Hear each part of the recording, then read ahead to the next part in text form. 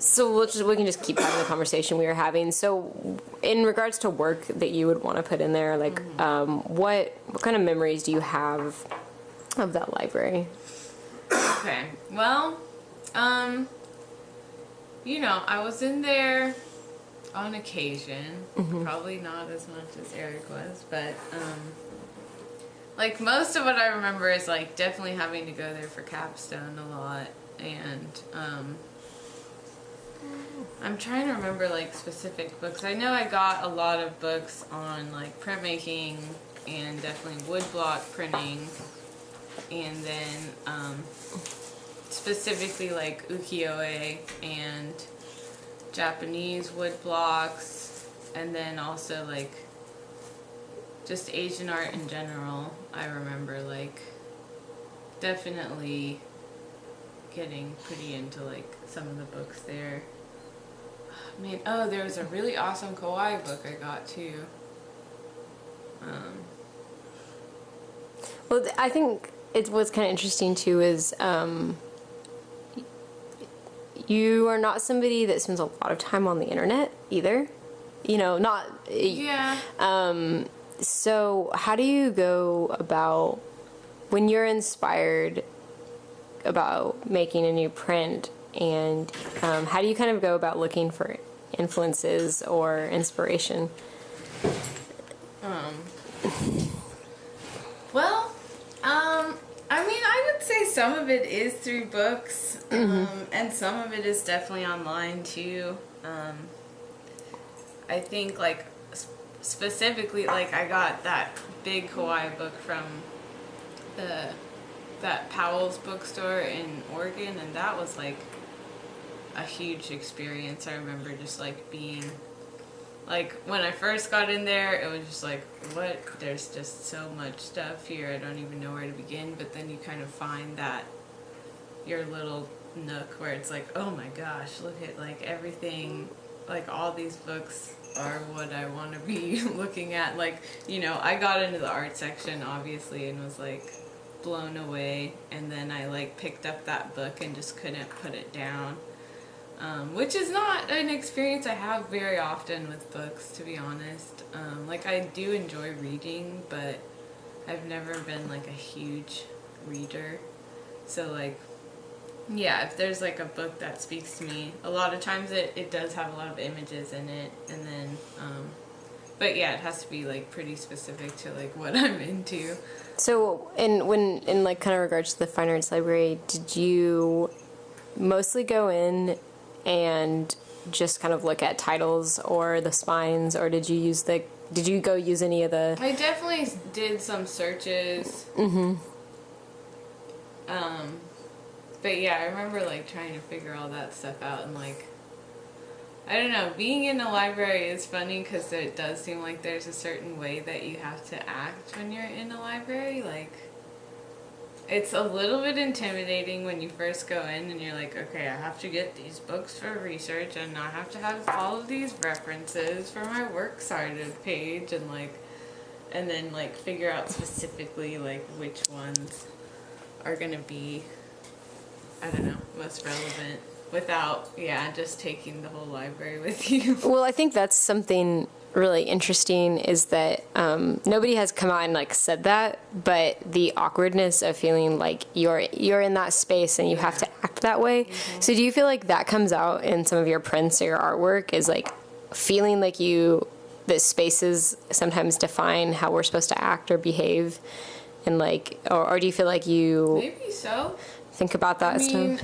Yeah, not space specifically, but like, I mean, definitely like the first work that came to mind when you like were asking me what I would put was probably like my poop blog series, because I don't really know why. Well, because like that was my kind of final project at school. Like, it wasn't technically my capstone, but to me it was kind of more my capstone, because it was more of like what I felt like I got a stronger message through with it, and it was also like, that's kind of questioning like these, I don't know, like the point of the series was questioning like what's important to us and like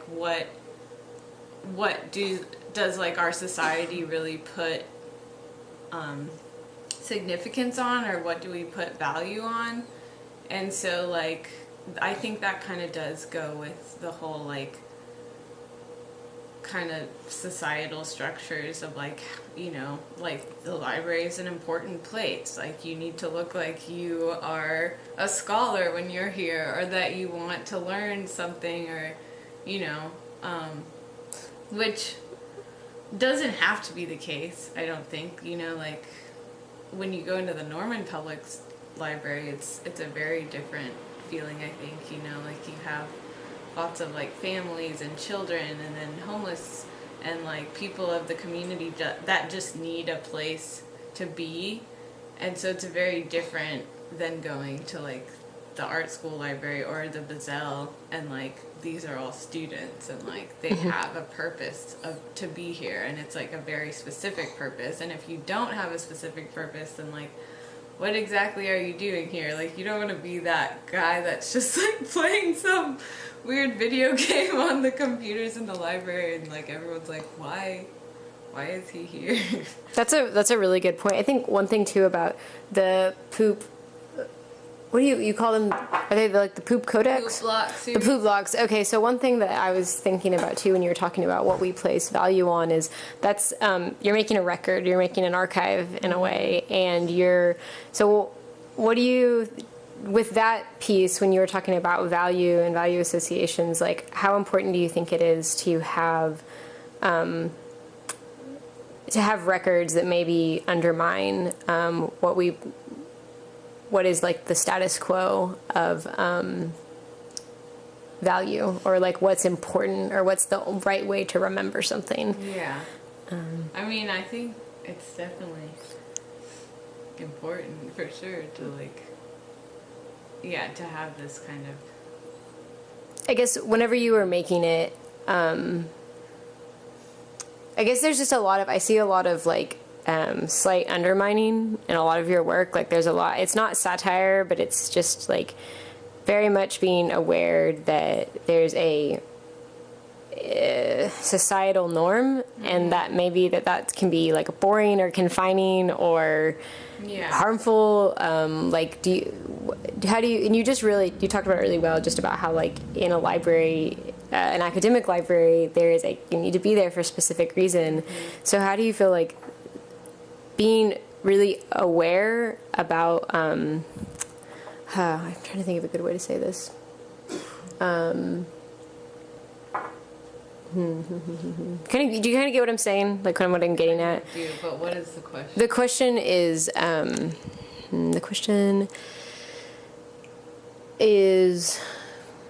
well, let's talk about like behavior. Like how does like behavior and like being kind of being forced to be like being told, or being like kind of told, or being people being, they need to act a certain way, they need to be a part of like normal society. How does that affect your work or your practice? Like thoughts, how do thoughts about that?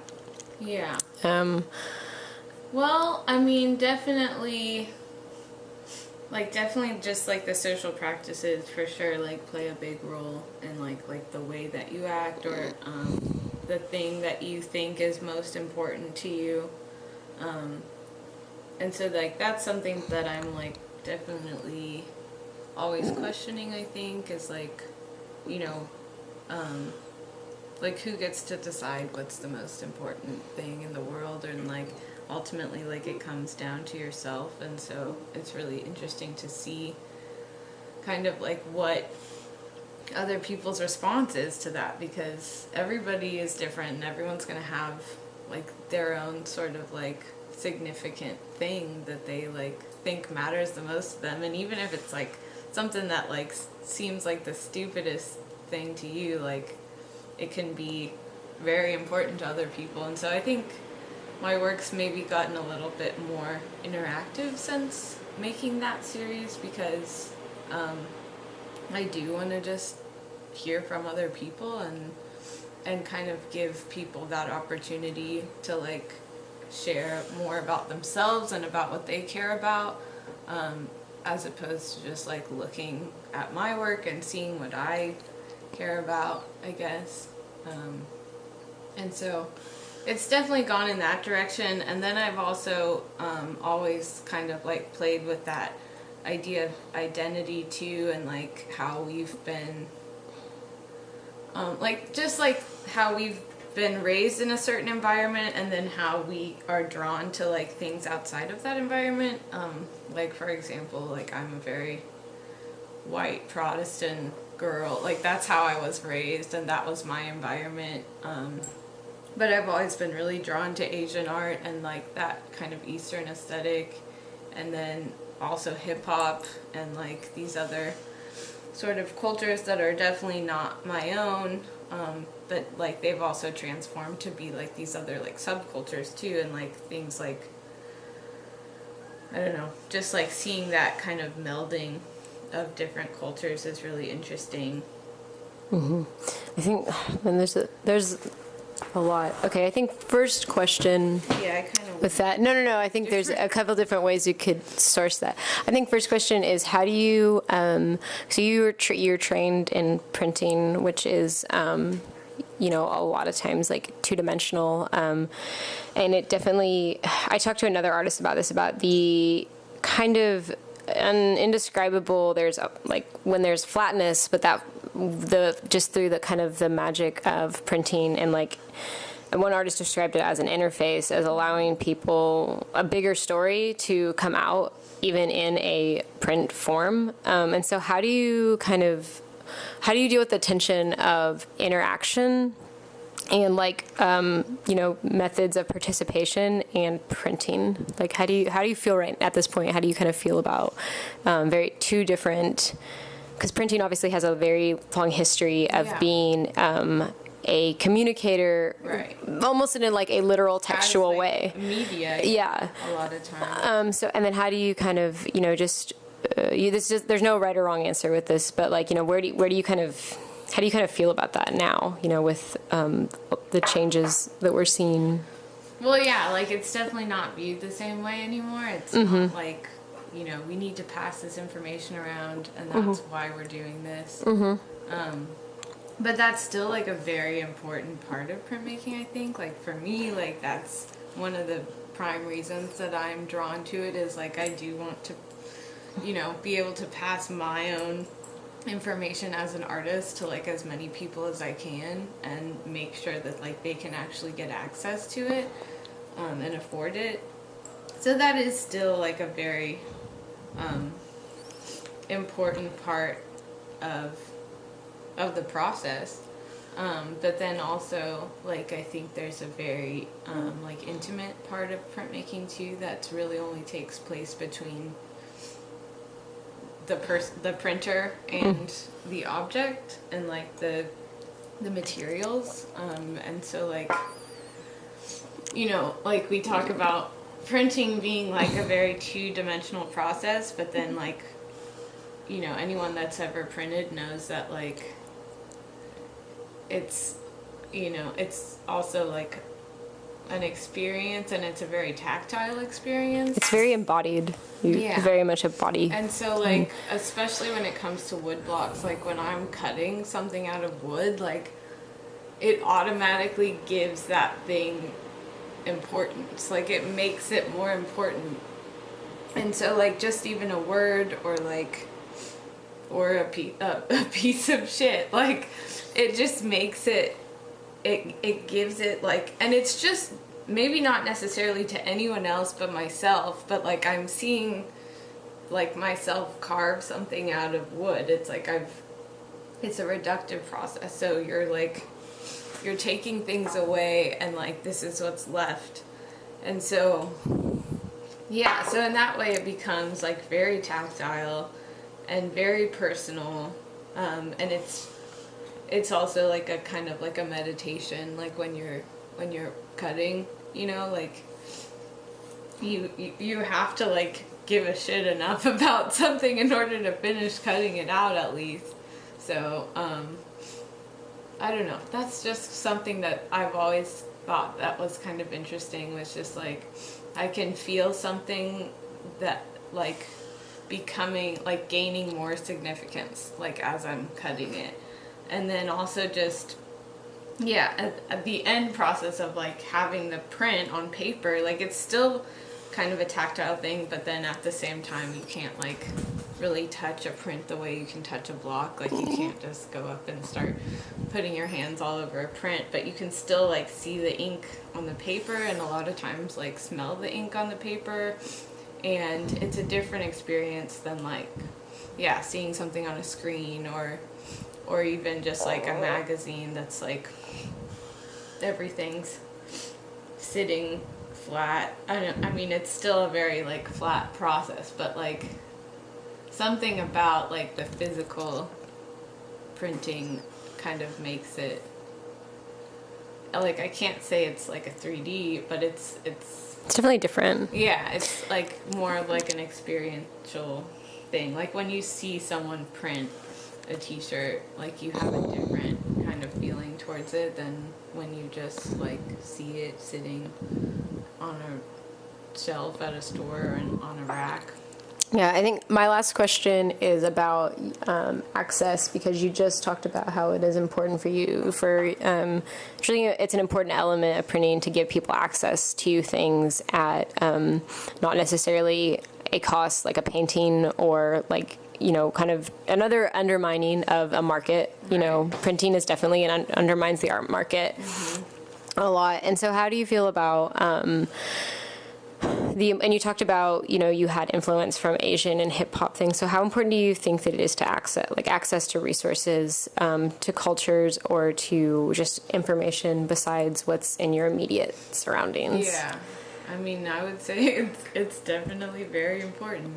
And it's not always an easy thing to provide. Like, you know, we can't be everywhere talking to everyone and like, you know, but I mean, I think it's definitely good that there's people that like you that are devoting your life to kind of like really being able to bring as much information as we can, and like figuring out ways of actually like making it accessible, because like there is that initial, when you walk into a library or a bookstore, like you don't know where to start a lot of times, and so like how the hell are you gonna find like that thing that's like really speaking to you that's just sitting somewhere on the bookshelf.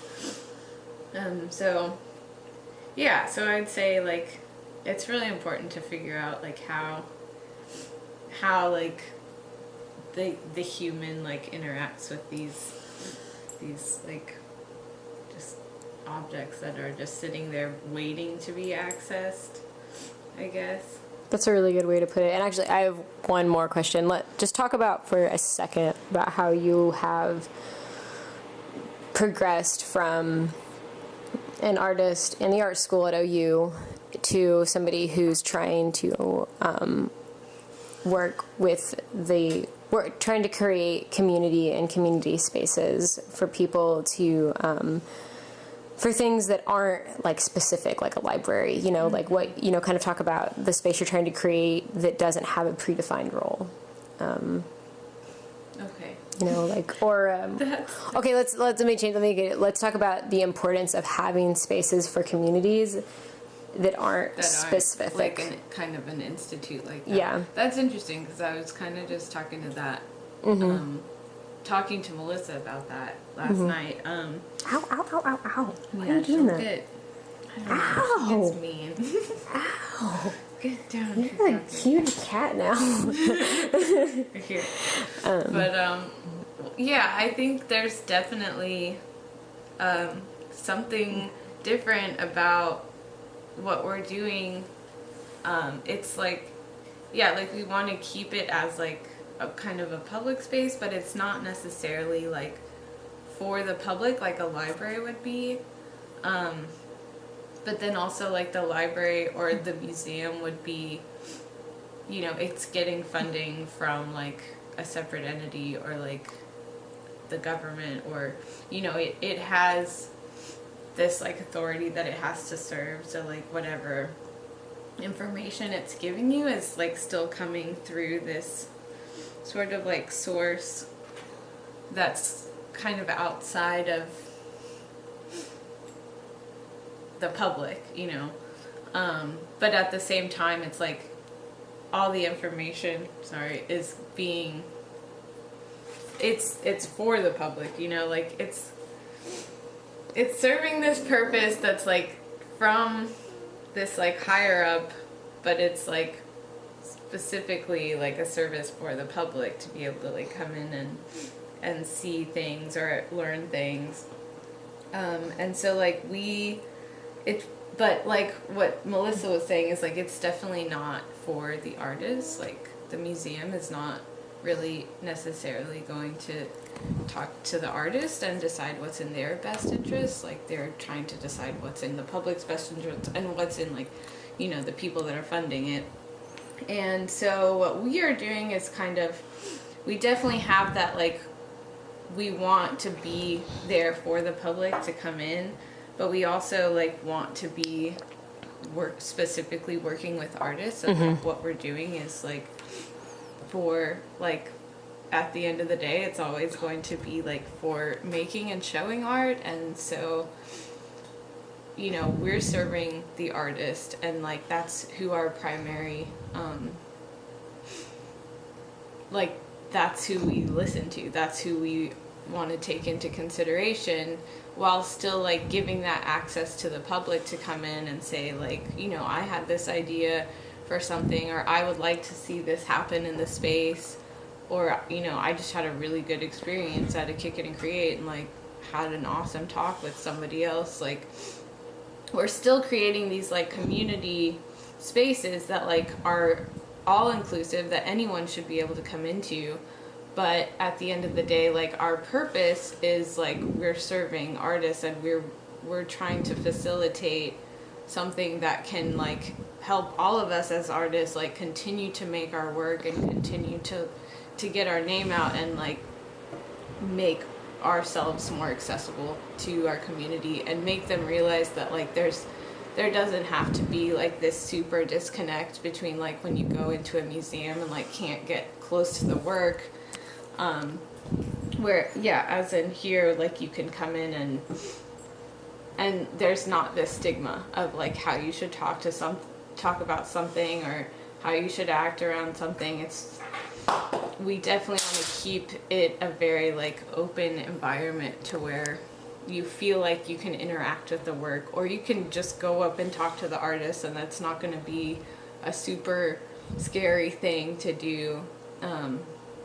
So yeah, just kind of trying to make those connections while keeping in mind that we are there like specifically for the making and showing of artwork, but how those two things, like how the audience and the artist kind of come together in like a singular community from there.